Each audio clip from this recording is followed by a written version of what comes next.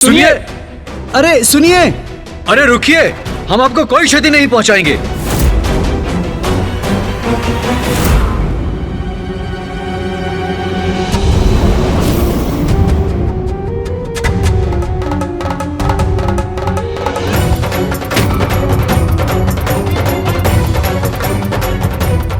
हम वन के इतने भीतर चले आए हैं कि वो सुंदरी भी अदृश्य हो गई है।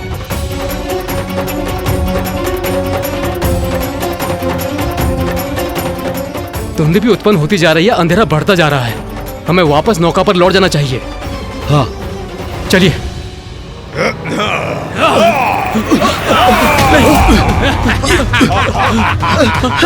हमें छोड़ दो, हमें जाने दो, छोड़ दो, हमें जाने दो, छोड़ दीजिए, हमें जाने दो, हमें जाने दो, हमें छोड़ दो, हमें जाने दो, हमें जाने दीजिए। जाने दूं? अतिथियों का स्वागत किए बिना जाने दूं? ये उचित नहीं है। हमारे द्वीप में आपका स्वागत है।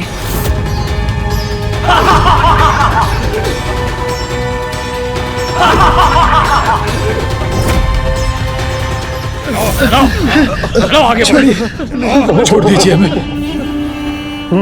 मैं आपका आभारी हूँ। आप लोगों ने इस उजाड़ वन को हरे भरे वन में परिवर्तित कर दिया। यहाँ चारों ओर जल ही जल है, नीर ही नीर, मछलियाँ ही मछलियाँ। मनुष्य और मनुष्य की जात यहाँ दूर दूर तक देखने सुनने को नहीं मिलता। आशा है आपका पड़ाव यहाँ पर सुख कर रहा होगा। सुख कर तो अवश्य होगा, किंतु हमारे लिए। धन्यवाद प्रिय, तुमने इनकी उपस्थिति कहा कि मेरी क्षुधा और बढ़ा दी। अब नियंत्रण नहीं होता।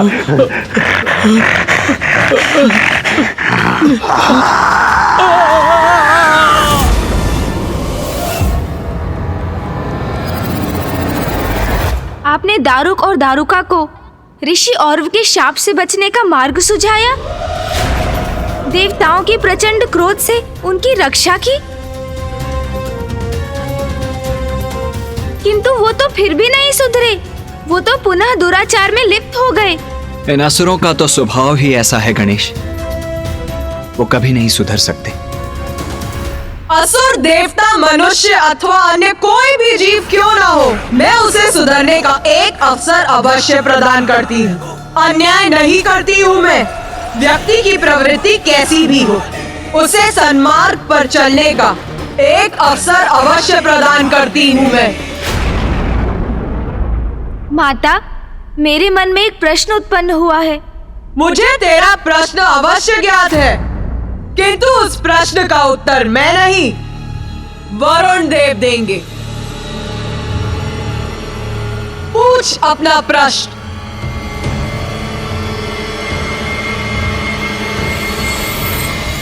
वरुण देव, दारुका अपना वन सागर में ले गई, जो आपका स्थान है।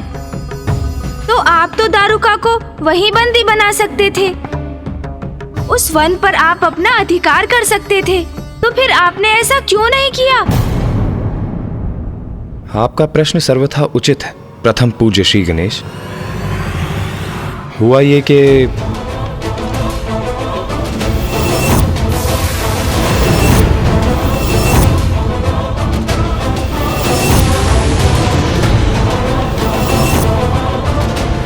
क्या हुआ वरुण देव? क्या आपने उन्हें देखा? कहाँ है वो? आइए मेरे साथ इंद्रदेव।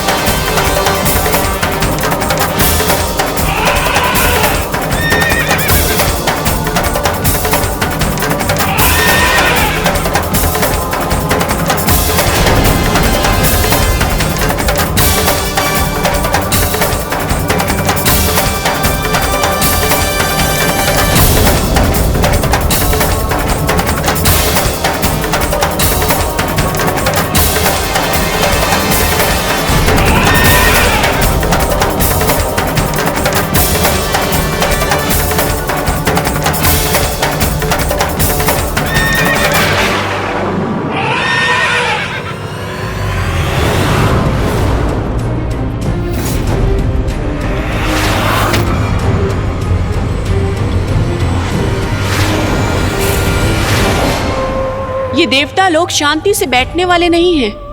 ये पुनः वापस आ गए, पर अब ये हमारा कुछ नहीं बिगाड़ पाएंगे।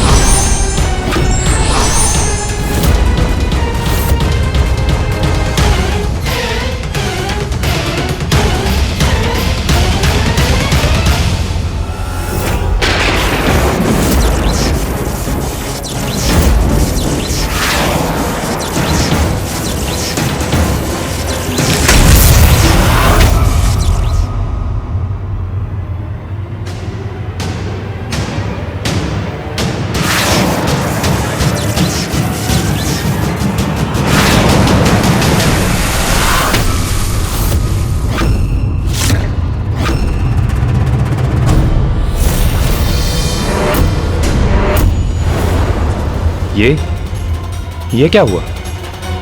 अभी तो दारुका का वन यही था। क्षण भर में ये कहां लुप्त हो गया?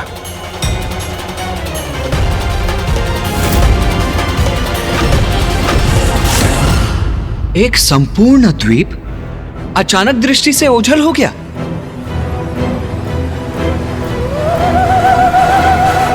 माँ, वो दीप अदृश्य हो गया क्योंकि आपने दारुका को वरदान दिया था कि वो अपने वन को अपनी इच्छा अनुसार कहीं भी ले जा सकती है।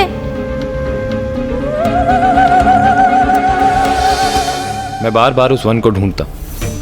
हम वहां पहुंचते और जैसे ही हम उन पर आक्रमण करने वाले होते तो वो अदृश्य हो जाता। कभी कभी तो वो असुर जल के भीतर जाकर छिप जाते थे। अनेकों वर्षों तक असुरों ने सागर पर अपना प्रभाव स्थापित किया। सागर के जीवों के साथ साथ उस पर यात्रा करने वाले यात्रियों को भी वो कष्ट पहुंचाते थे।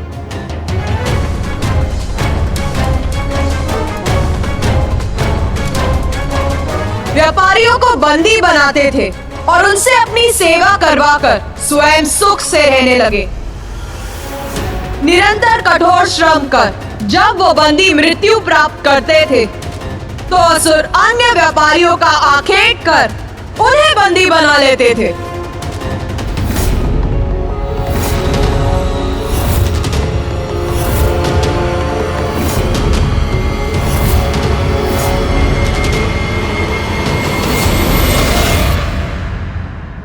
माता, अर्थात उन असुरों के कारण स्थिति बिगड़ती ही जा रही थी। पृथ्वी पर वो ऋषियों को ताड़ना देते थे और सागर में निर्दोष व्यापारियों को। और हम इस संकट को दूर करने में असमर्थ थे।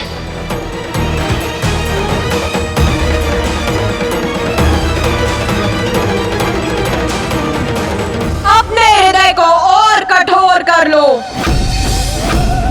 क्योंकि स्थिति तो और भी बिगड़ने वाली थी।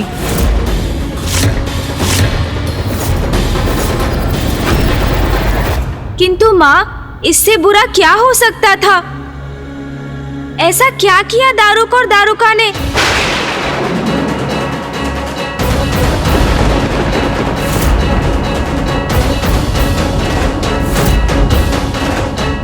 उन्होंने एक ऐसे व्यक्ति को बंदी बना लिया जिसे उन्हें बंदी नहीं बनाना चाहिए था।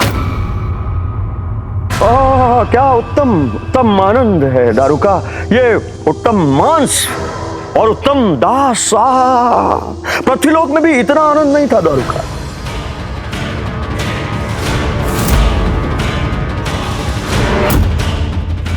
इनको ले जाओ, इनको बंदी बनाओ। ये भोजन के लिए बाद में प्रस्तुत करना। इनको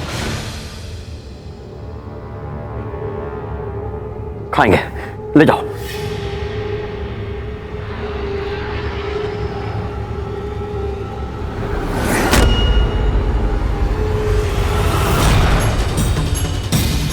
चलो, असुर श्रेष्ठ का आदेश नहीं सुना?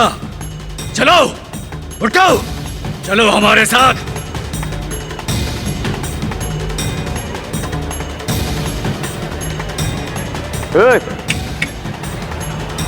रुको।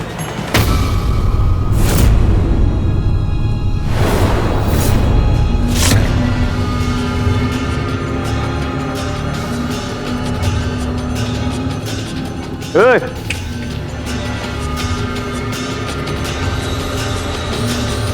अरे तुम नहीं, अरे उससे बोलो। वो मनुष्य क्या बड़बड़ा रहा था? इधर आओ उसे। ए चलो, असुर श्रेष्ठ तुमसे कुछ पूछना चाहते हैं। चलो आगे बढ़ो। क्या बड़बड़ा रहे थे? ओम नमः शिवाय। अरे ऊंचा बोलो। हाँ? ओम नमः शिवाय। ओम नमः शिवाय। ओम नमः शिवाय। ओम नमः शिवाय। ओम नमः शिवाय।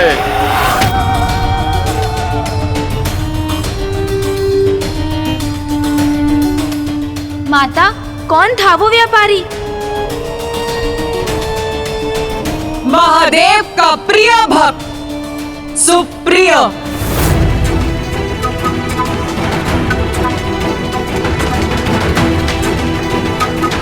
सुप्रिय, जिसके कारण महादेव और देवी आदि शक्ति के मध्य द्वंद्व की स्थिति उत्पन्न हो गई।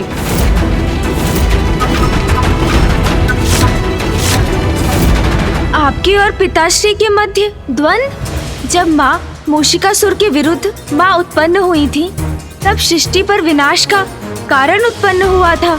ये स्मरण है मुझे। क्या पुनः वैसा ही हुआ है माता?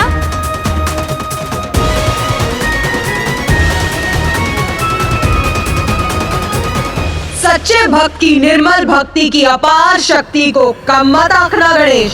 संतान के दुख को देखकर जैसे माता पिता द्रवित होते हैं, वैसे ही निष्ठावान भक्त का दुख हमें भी द्रवित करता है गणेश।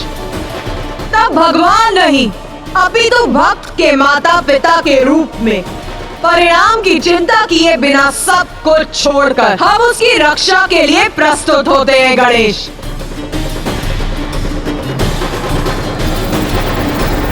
किंतु माता, ये द्वंद्व आवश्यक हुआ ही क्यों? क्या कारण था माता आदि शक्ति और पिताश्री के मध्य द्वंद्व का?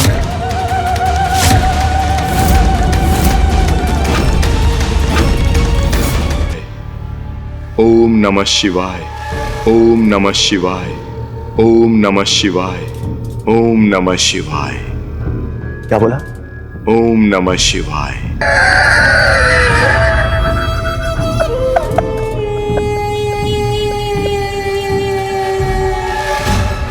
तुम्हें ज्ञात है? तुम्हें ज्ञात है मैं कौन हूं?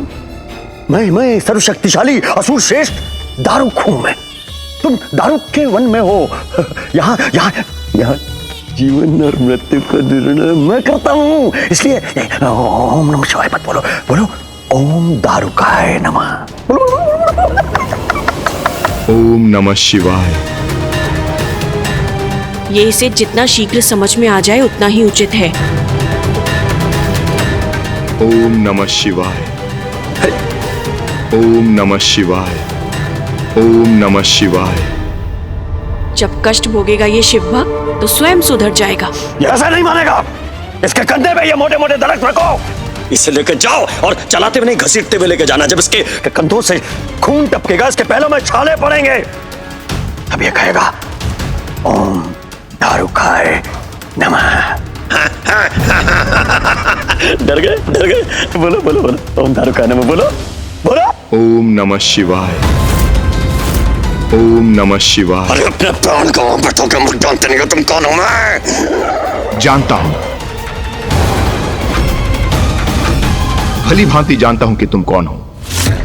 समुद्र पर यात्रा करने वाले व्यापारियों को आतंकित करते हो तुम। बस इतना ही साहस है तुम में दारुक। तुम हमारी स्वतंत्रता तो छीन सकते हो, किंतु हमारी भक्ति नहीं। मैं इसके प्राण हर लूंगा। मैं जीवित नहीं छोड़ूंगा इसे। ये दुष्ट अपने प्राण गवाएगा, नहीं सहूंगा इसका दुस्साहस मैं। नहीं सहोगे। मेरे द्वारा मेरे भगवान का नाम का जाप करना तुम्हें दुस्साहस लग रहा है, फिर अपनी पत्नी को कैसे सहन करते हो तुम? क्या वो आदिशक्ति की भक्त नहीं? क्या वो उनके नाम का जाप नहीं करती? ये धूर्त शिव भक्त तो मेरी भक्ति पर प्रश्न उठाकर स्वामी को उत्तेजित करने का प्रयास कर रहा है। इसे रोकना होगा मुझे। इस उद्दंड शिव भक्त को इसके जिह्वा पर नियंत्रण रखना सिखाना होगा मुझे।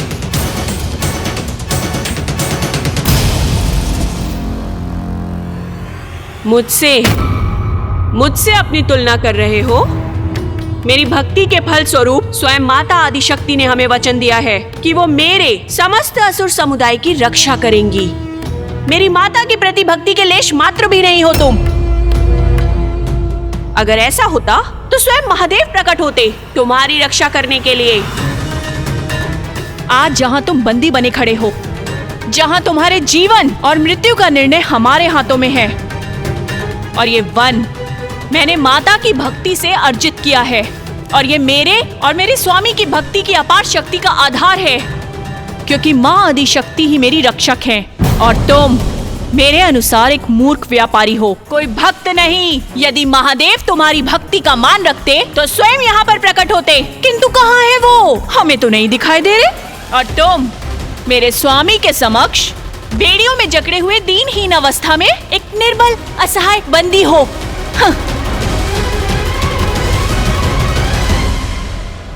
ओम नमः शिवाय। ओम नमः शिवाय। ओम नमः शिवाय। ओम नमः शिवाय। ओम नमः शिवाय। ये ऐसे नहीं मानेगा। इसकी आत्मा में समाहित ये शिव ओम भक्ति, नमः शिवाय। इसके रक्त की एक एक बूंद से निकालूंगा मैं। तो वो निरंतर जारी रख। ये ओम नमः शिवाय, ओम नमः शिवाय, ओम नमः शिवाय, ओम नमः शिवाय जारी रख। मैं देखता हूं तेरा शिव कहां से प्रकट होता है। ओम नमः शिवाय। ओम नमः शिवाय।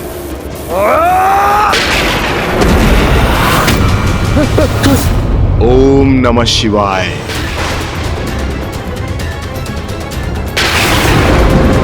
ओम नमः शिवाय। ओम नमः शिवाय। रुको, ये विद्युत ऊर्जा कहां से बना है? ओम नमः शिवाय। ओम नमः शिवाय। ये आकृति क्या कैसी है ये? रुको, क्या है ये? ओम नमः शिवाय। ओम नमः शिवाय। ये अचानक संपूर्ण वातावरण इतना भयंकर रूप क्यों ले रहा है? ओम नमः शिवाय।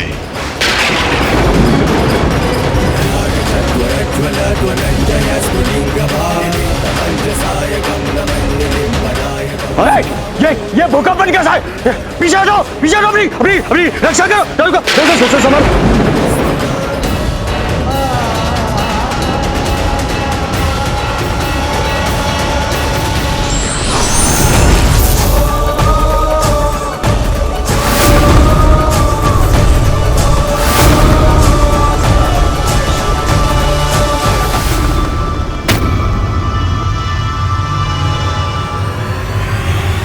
पिताश्री अपने भक्ति की रक्षा के लिए प्रस्तुत हो गए।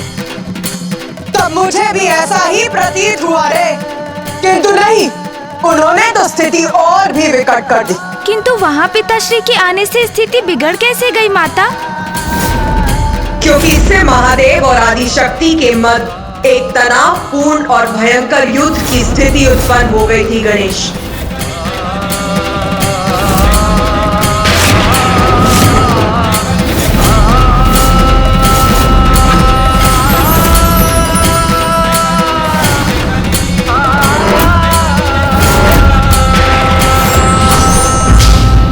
और विपरीत परिस्थिति में भी जो अपने इष्ट और भगवान को नहीं भूलते वही सच्चे भक्त कहलाते हैं, और भगवान भी अपने भक्त का ध्यान रखते हैं।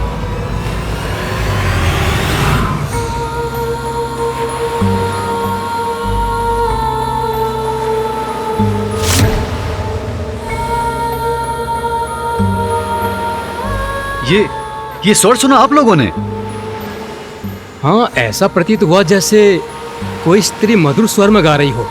किंतु यहाँ इस सागर के मध्य में यहाँ कोई स्त्री कैसे हो सकती है? वो देखो वहां।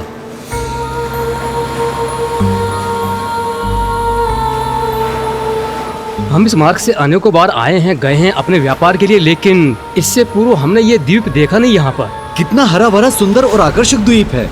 मार्ग नहीं है, कदाचित हमें यहाँ रुकना चाहिए। लेकिन जो आज तक नहीं था वो अचानक उत्पन्न हो गया। उसके निकट जाना हमें उचित नहीं लग रहा। अरे इसमें उचित अनुचित क्या है? कदाचित हमें वहां से हमारी तृष्णा बुझाने के लिए मीठा जल ही प्राप्त हो जाए। चलो इस द्वीप पे चलते हैं।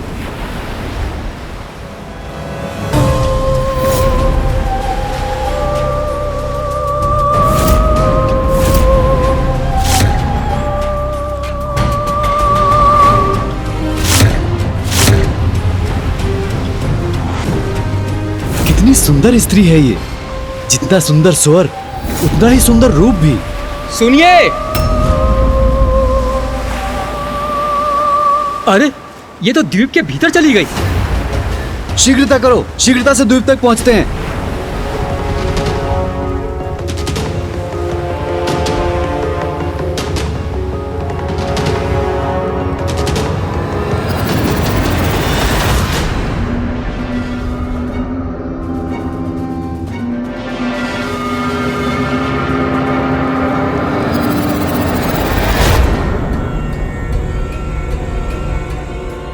अरे वो देखिए, वो जा रही वो सुंदरी। सुनिए, अरे सुनिए, अरे रुकिए।